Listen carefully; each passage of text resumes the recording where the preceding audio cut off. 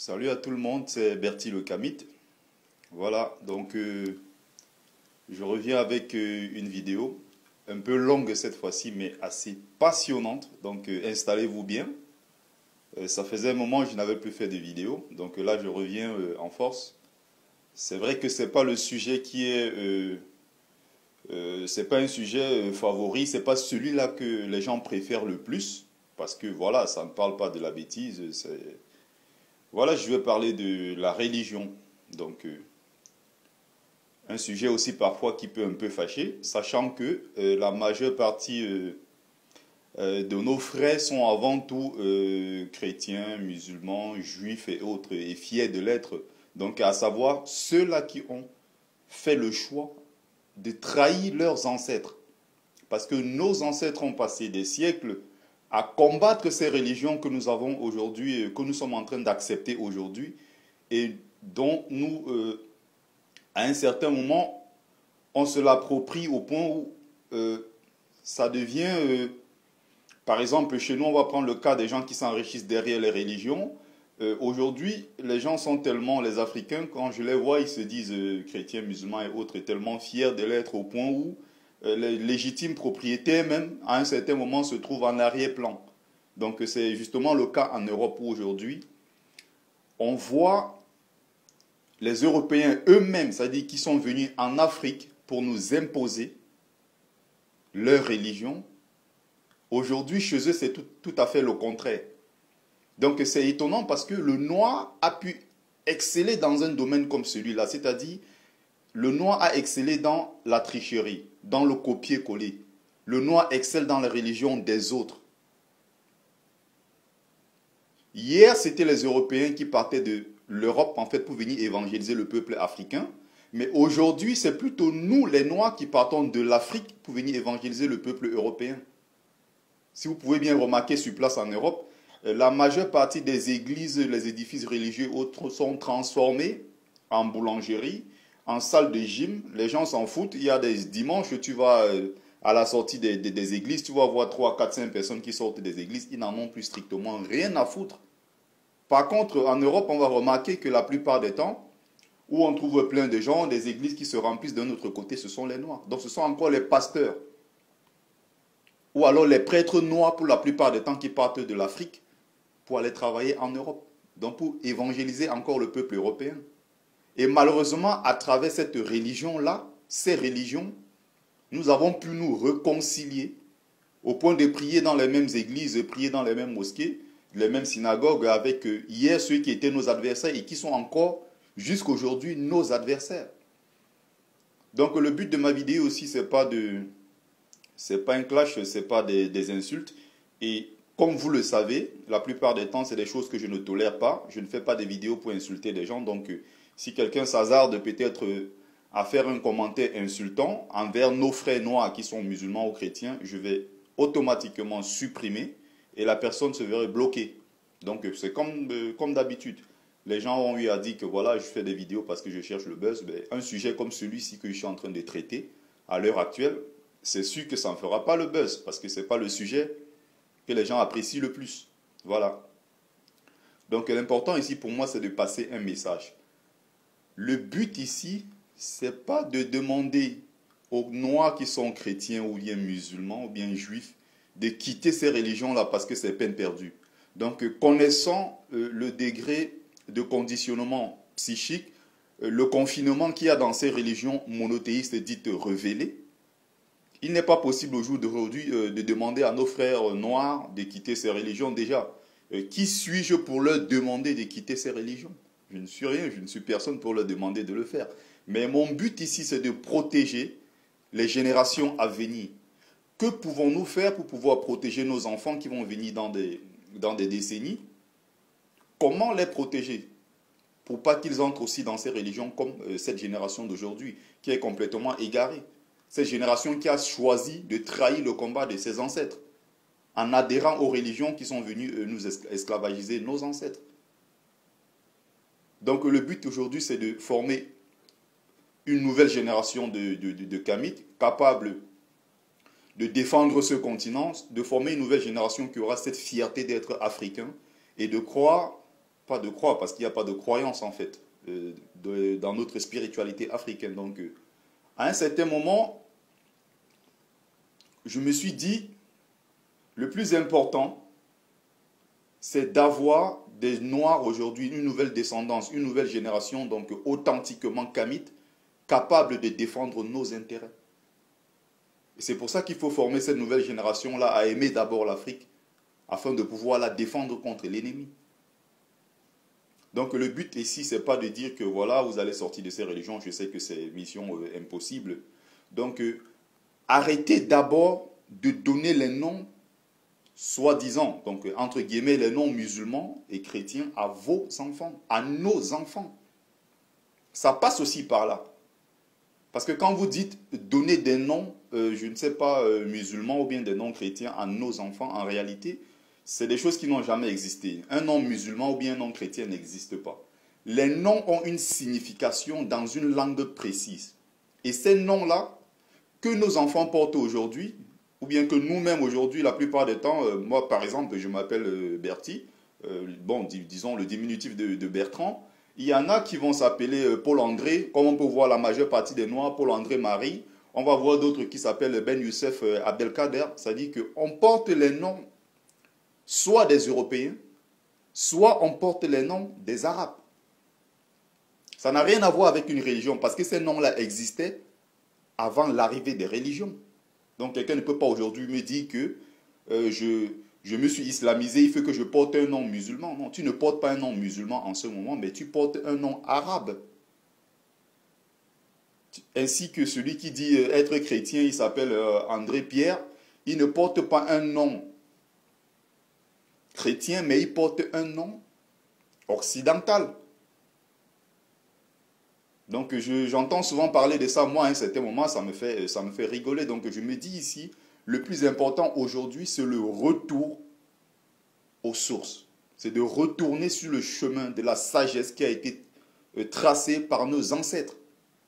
Donc retour à notre spiritualité authentique, africaine. Donc le culte de nos ancêtres. C'est le plus important dans cette vidéo.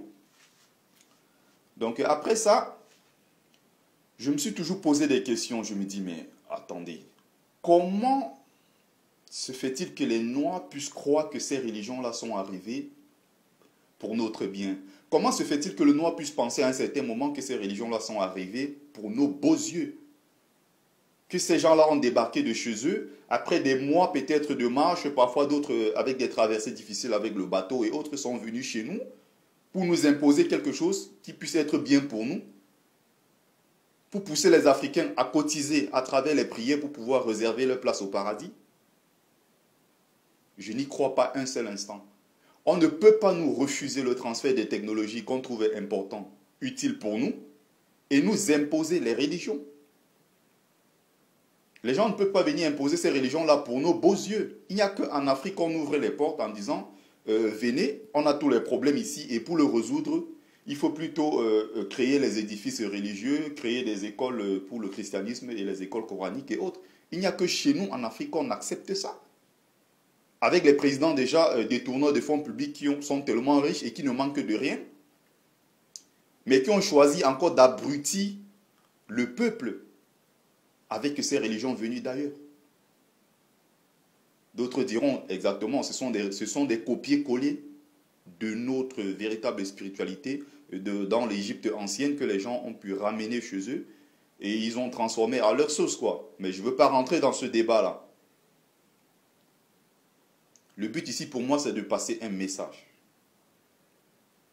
Donc je suis en train de parler de nos chefs d'État qui peuvent tous les jours, nos gouverneurs, nos dirigeants et autres, qui peuvent accorder tous les jours les permis de bâtir des édifices religieux chez nous en Afrique. Comme si c'était ça la solution à nos problèmes. Pourquoi ne pas construire les temples kamites pour rendre hommage à nos ancêtres? Parce qu'ils savent que derrière cette religion, ils peuvent abrutir notre peuple. C'est le but pour eux. Donc,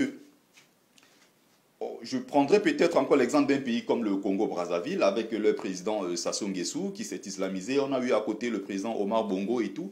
Et l'un des objectifs aussi, derrière ça, c'est de pouvoir imposer des présidents qui puissent être musulmans convertis dans ces régions d'Afrique centrale. Parce que vous allez remarquer, dans toute l'Afrique, la région qui résiste encore le plus aujourd'hui à l'arrivée de l'islam, c'est cette région d'Afrique centrale, avec une population majoritairement chrétienne. Donc, on peut encore voir aujourd'hui des présidents africains déclarer 3 jours de deuil national chez eux, par exemple le cas du Mali, qui déclare 3 jours de deuil national en solidarité au peuple palestinien qui a été bombardé par Israël. Pourtant, le même peuple malien, le même président malien n'a pas été capable d'ouvrir ses frontières et d'accueillir de façon digne les Ivoiriens qui étaient juste à côté en guerre et d'autres pays africains.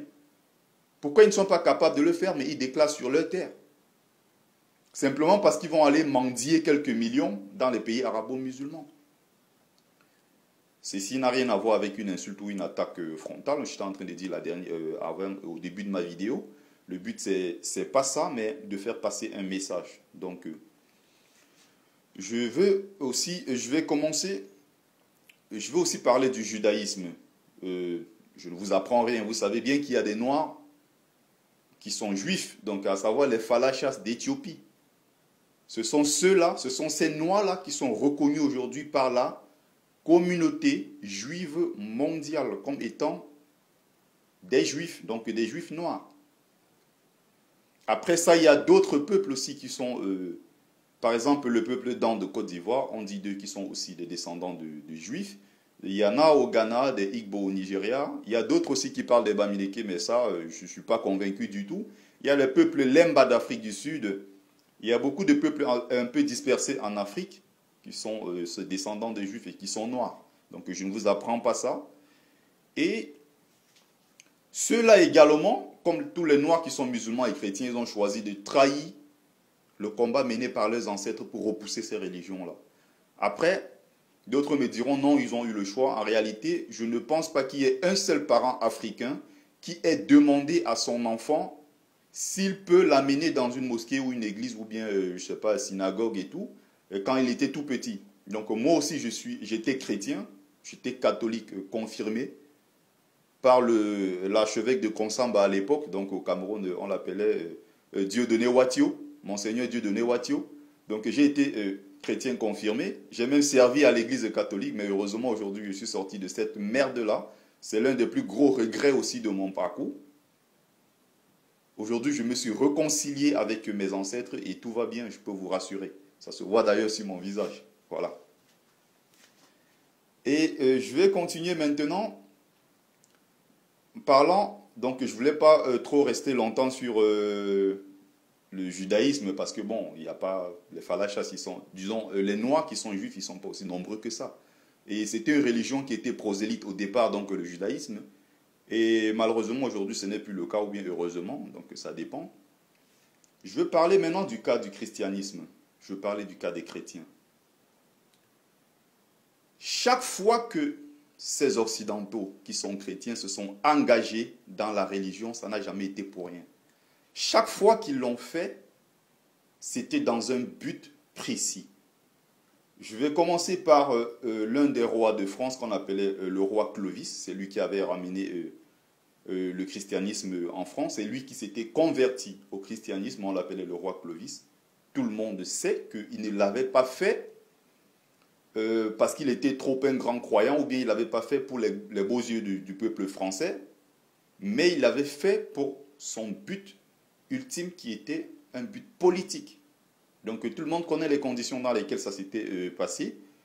Il y a eu après lui, donc dans l'histoire ici des Francs, je vais vous raconter une petite histoire. Alors, il y a à l'époque les Francs qui sont dirigés, en fait ils ont un roi qu'on appelait Childéric III. Et il y avait Pépin le Bref qui convoitait le même poste. Alors, il fallait le déposer pour s'imposer en tant que roi. Donc ici, on va parler d'un coup d'État. Aujourd'hui, on nous parle des coups d'État comme si c'était une spécificité africaine. Pourtant, dans l'histoire de l'Europe, l'histoire du monde arabo-musulman, ça existait bien avant. Parce qu'on sait très bien que nos sociétés avant, ce n'étaient pas des sociétés où on vote comme aujourd'hui. Il y a le Parlement, tout ce décor institutionnel qu'il y a aujourd'hui. Avant, on sait que ça n'existait pas chez nous.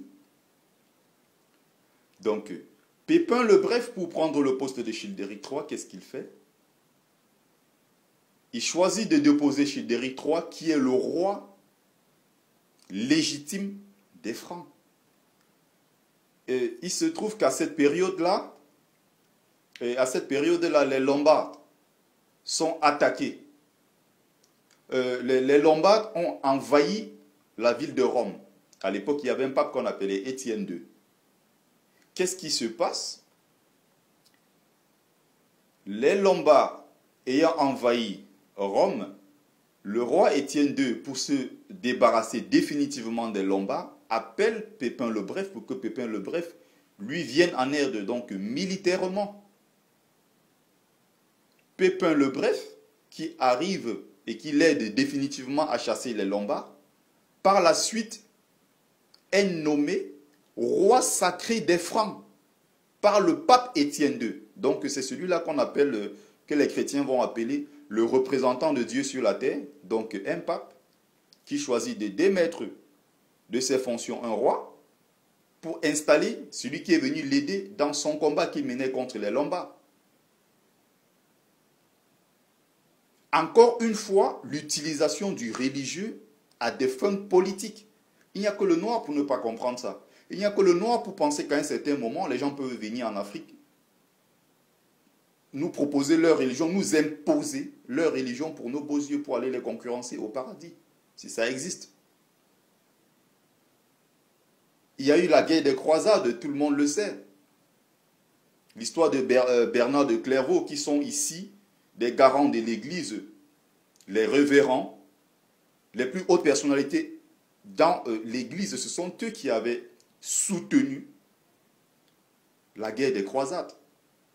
Il s'agissait ici, pour le peuple chrétien, d'aller récupérer la ville de Jérusalem qui était aux mains des musulmans.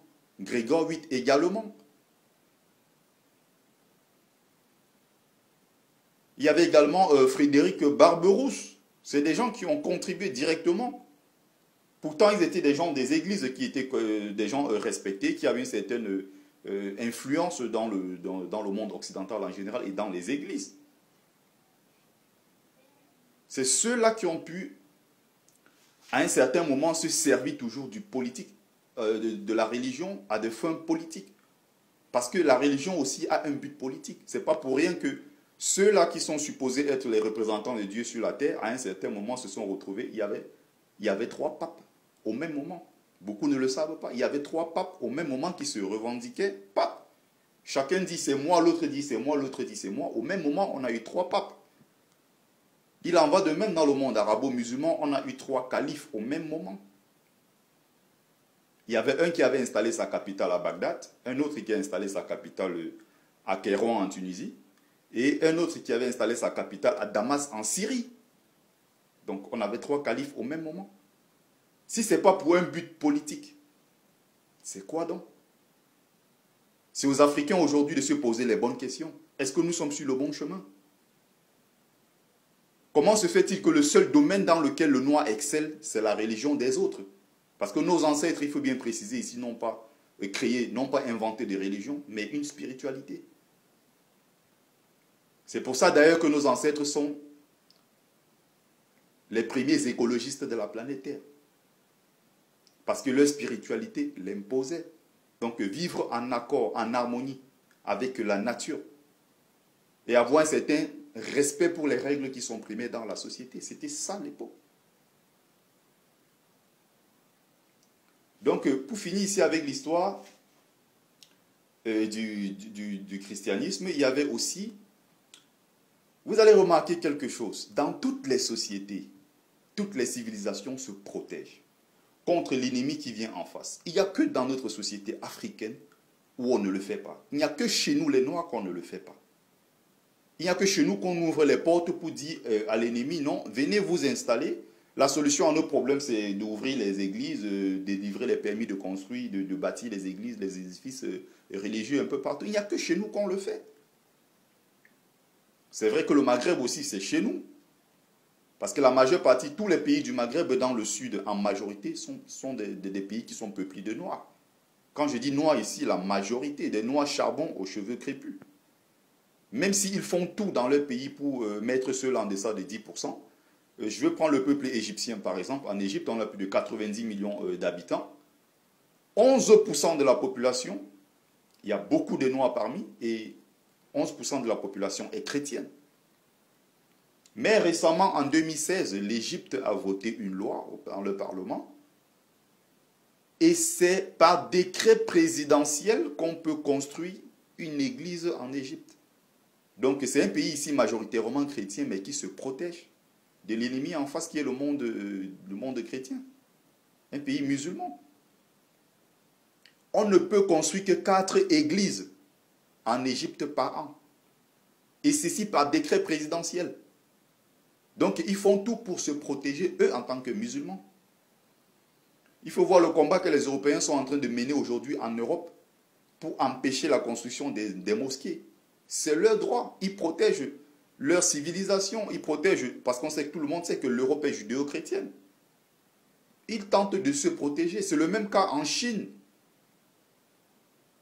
Le clergé, l'ensemble de tout ce qui est prêtre, évêque et autres en Chine ne sont pas nommés par le Vatican. Ils sont nommés par le pouvoir central, par le pouvoir communiste. Ce sont eux qui nomment ces gens-là.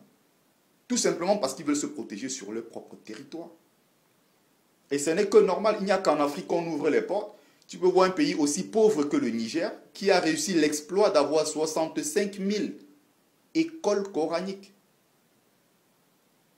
Pourtant, ce même Niger n'est pas capable de nourrir sa population. Mais comment se fait-il qu'il crée 65 000 écoles coraniques dans un pays, l'un des plus pauvres du monde? Les enfants ne vont pas à l'école. Quand je parle de l'école ici, je parle de l'école classique. Ce que Cheikh Hamidou Kane, dans son ouvrage L'aventure ambiguë, il disait il faut inciter les parents africains à envoyer leurs enfants à l'école occidentale pour apprendre l'art de vaincre sans avoir raison. C'est-à-dire l'école classique, donc l'apprentissage de la science et de la technique. Même lui, en tant que musulman, il avait compris déjà depuis le piège qu'il y a derrière ces religions-là. Parce que c'est chaque peuple qui tente de se protéger et c'est chaque peuple qui tente de s'exporter à travers une religion. C'est le cas du monde arabo-musulman. C'est le cas du monde occidental. Il n'y a que chez nous en Afrique qu'on peut accepter n'importe quoi. C'est le défi que cette nouvelle génération a à relever aujourd'hui. Les Japonais vont jusqu'à adopter des robots pour faire le ménage chez eux, dans leur maison, un peu partout, dans des espaces publics, tout simplement parce qu'ils ne veulent pas faire venir chez eux les immigrés qui sont parfois d'une religion différente, d'une culture différente, qui a un mode de vie, une vision du monde complètement différente de la leur. Ils font exprès de ne pas faire venir ces gens-là et ils adoptent des robots qu'ils mettent pour faire le nettoyage chez eux, parce qu'ils auraient pu partir en Philippines, en Afrique, un peu partout ramener les immigrés, mais ils ne veulent pas ce mélange-là. Parce qu'ils font tout pour se protéger. Il n'y a qu'en Afrique qu'on ouvre les portes à l'ennemi, on dit venez. Encore une fois dans l'histoire de ces religions dont j'étais en train de parler, donc l'utilisation, il y a eu toutefois, chaque fois, l'utilisation du religieux à des fins politiques. Bon, maintenant, je vais terminer avec le monde arabo-musulman, en faisant ici référence ici à nos frères qui sont noirs musulmans. J'en ai parlé déjà de nos frères qui étaient noirs chrétiens, d'autres qui étaient noirs juifs et autres. Ils vont me dire, ça c'est sûr, ils viendront toujours me dire non, l'islam c'est pas pour tout le monde, l'islam c'est pour tout le monde, c'est une religion qui est appelée à s'imposer dans le monde entier. Bon, ça c'est pas mon souci, ils peuvent s'imposer dans le monde entier. Mais, qu'ils le veuillent ou pas, l'islam est une religion purement arabe. Donc, les gens pourront me dire non, il y a aussi des arabes chrétiens, mais ils sont combien? Chaque religion peut être définie dans un espace précis. Les religions s'inventent et chaque religion peut être définie dans l'espace et dans le temps. Donc, à partir du moment où une religion peut partir de son endroit, de sa région géographique de base, de départ, pour aller s'imposer dans un autre peuple, c'est là où il y a problème. On n'aurait pas eu de problème s'ils restaient chez eux avec leur religion. Mais à partir du moment où ils partent de chez eux avec leur religion, Ils traversent la mer, le désert pour venir nous imposer la leur. C'est là où il y a problème. C'est d'ailleurs pour ça qu'il y a eu des guerres de religion. Parce que certains peuples ne veulent pas l'accepter. Nos braves ancêtres ont combattu ces religions pendant des siècles. Pourquoi aujourd'hui ne pas faire autant? Imaginez nos ancêtres se retourner dans la tombe et se rendre compte que ce qu'ils ont passé le temps à combattre, aujourd'hui, c'est ce que nous avons choisi d'embrasser. Pourtant, nous disposons aujourd'hui des lourds arsenaux pour pouvoir nous imposer, mais nous ne l'avons pas fait.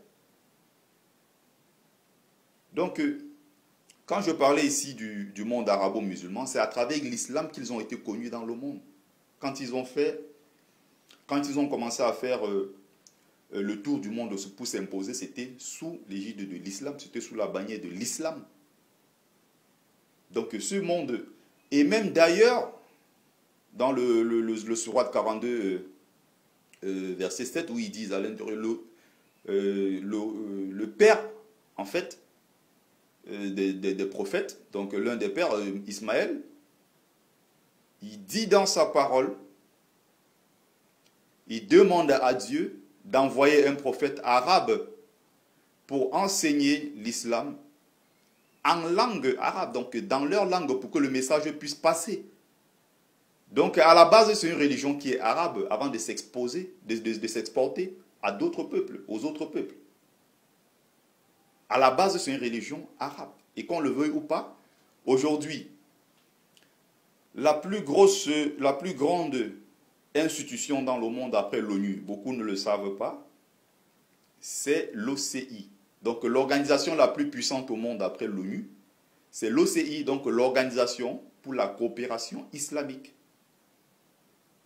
C'est une fois de plus dirigé par les Arabes. Donc la majeure partie des gens qui ont dirigé cette organisation sont des Arabes, alors que tout le monde sait que les Arabes ne font que 20% de la population musulmane dans le monde. Logiquement, ceux qui devraient diriger, ça devrait être les Indonésiens qui ont plus de 300 millions de musulmans. Mais ce n'est pas le cas. Ceux qui le dirigent sont encore une fois de plus les Arabes, qui sont même parfois minorités dans l'islam. Et ceci n'a rien d'insultant, encore je le précise.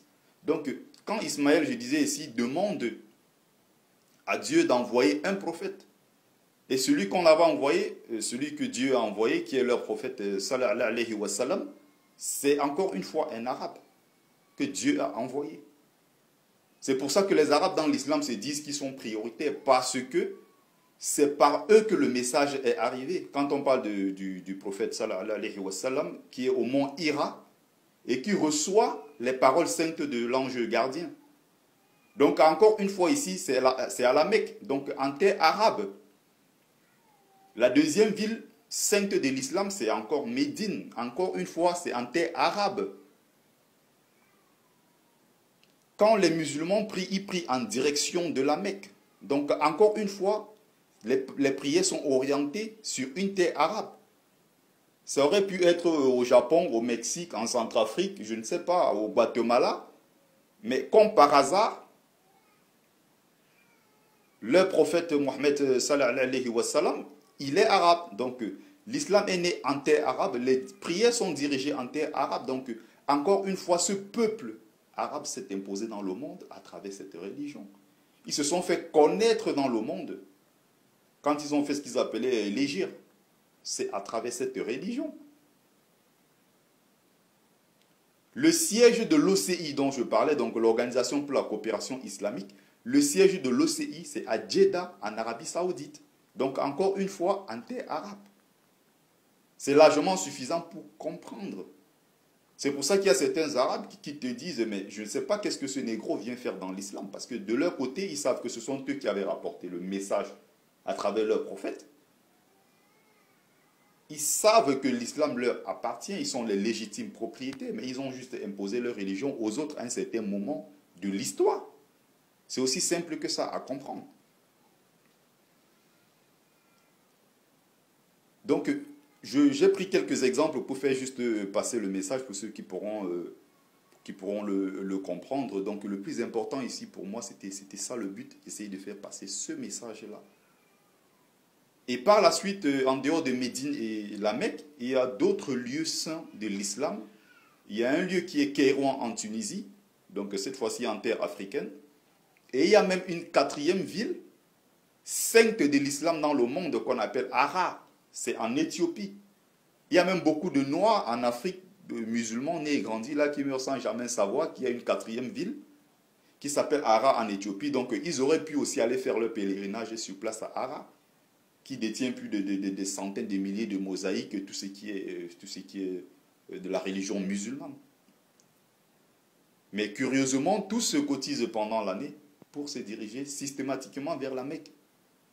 Pourtant, ils auraient pu partir à côté en Éthiopie et aussi découvrir une partie de leur continent. Ce n'est pas fait au hasard. C'est parce qu'il fait partie de cette religion pour pouvoir contrôler tous ceux qui y adhèrent.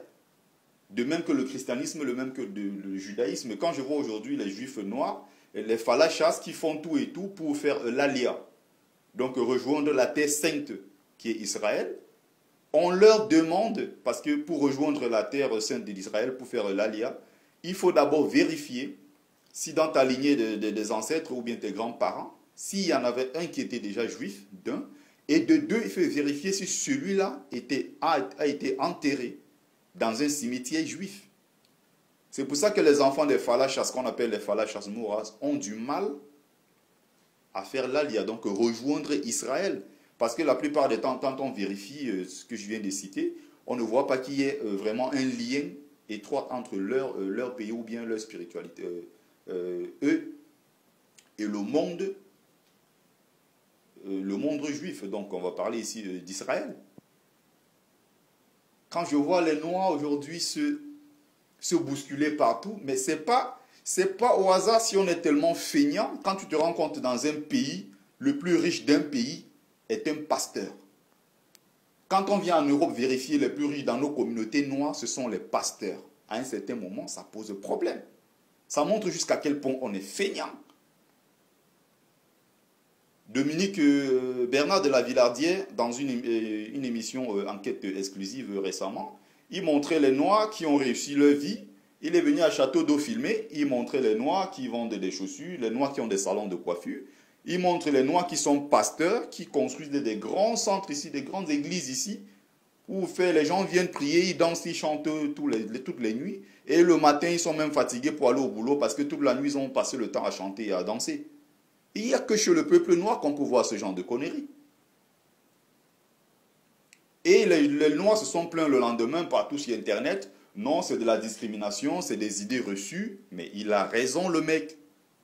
Quand tu vois une femme qui se prive à Château d'Eau, elle a un salon de coiffure, elle est propriétaire d'un salon de coiffure, mais avec tout l'argent qu'elle gagne, elle va verser dans les églises. On voit encore nos mamans en Afrique aujourd'hui qui n'ont pas parfois de quoi manger, mais qui vont tout le temps verser le peu qu'elles ont dans les églises. Mais c'est grave, c'est un phénomène qui prend de l'ampleur de plus en plus. Et nos dirigeants font exprès de le laisser parce qu'ils savent que derrière ça, ils vont abrutir le peuple.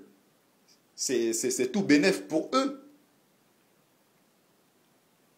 C'est pas pour rien que ces gens-là laissent ces églises, tous ces édifices religieux. Tu vas voir dans la ville de Brazzaville, on ne peut pas compter le nombre aujourd'hui de mosquées qu'il y a dans Brazzaville, pourtant c'est une toute petite ville.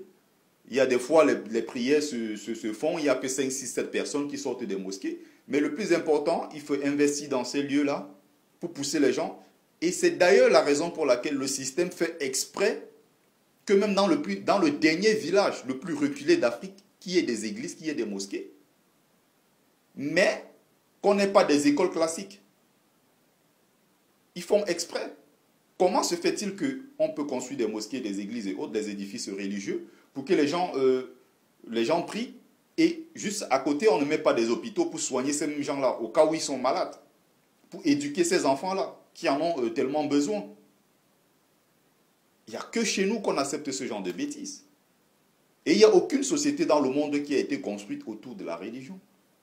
Ce n'est pas pour rien que même ces pays les plus riches du Golfe et autres sont en même temps en train de prier, mais ils envoient leurs enfants dans les plus grandes écoles en Occident pour se former à être des ingénieurs, des grands médecins, des avocats, des docteurs et autres. Des professeurs d'université, ce n'est pas au hasard parce qu'ils savent qu'ils ne peuvent pas construire leur société à travers leur religion, c'est impossible. Il n'y a que chez nous qu'on voit nos autorités président de la République, ministres et autres, aller un dimanche dans des églises, prendre des communions et partout, c'est sur Internet, à la télé, les gens peuvent le voir. Il n'y a que chez nous, les Noirs, où on peut voir des gens, même nos intellectuels, qui sont supposés montrer le chemin aux autres, malheureusement sont avant tout musulmans et fiers des lettres, chrétiens et fiers des lettres, juifs fiers des lettres. C'est là où il y a le gros problème de l'Afrique. Et ça, c'est un problème important qu'il faut résoudre. Ça passe par la spiritualité. Aujourd'hui, on devrait même contraindre les populations, ou alors nos riches, une partie même de nos impôts, je ne sais pas, pour développer. Évidemment, on construit les routes, les hôpitaux et tout ce qu'il y a, les écoles et autres, mais aussi penser derrière que s'il y a des gens qui peuvent financer la construction de nos temples pour la spiritualité africaine. Ça, c'est aussi important. Les gens peuvent oser venir chez nous faire des églises, des mosquées, mais nous ne pouvons jamais partir de chez nous pour aller, par exemple, je ne sais pas, au Maroc, en Arabie Saoudite, je ne sais pas, en France, en Angleterre, construire des temples de la spiritualité africaine. Un temple, par exemple, pour le vaudou, c'est impossible. Vous ne pouvez pas rêver de ça un seul instant, les gens vous diront non. Mais il n'y a que chez nous en Afrique où les gens peuvent se permettre n'importe quoi, tout et n'importe quoi. Donc on voit à travers tous ces jeux-là, la civilisation occidentale contre la civilisation arabo-musulmane, le système arabo-musulman qui finance les mosquées, les centres en France, en Occident en général, dans les cités, les quartiers où il y a des jeunes issus de l'immigration et qui sont musulmans. C'est ceux-là qui financent.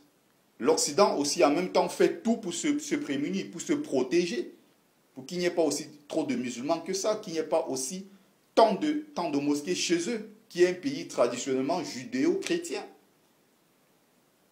Tout ça est fait exprès, il n'y a que chez nous en Afrique qu'on voit les gens, je ne sais pas, qui acceptent n'importe quoi.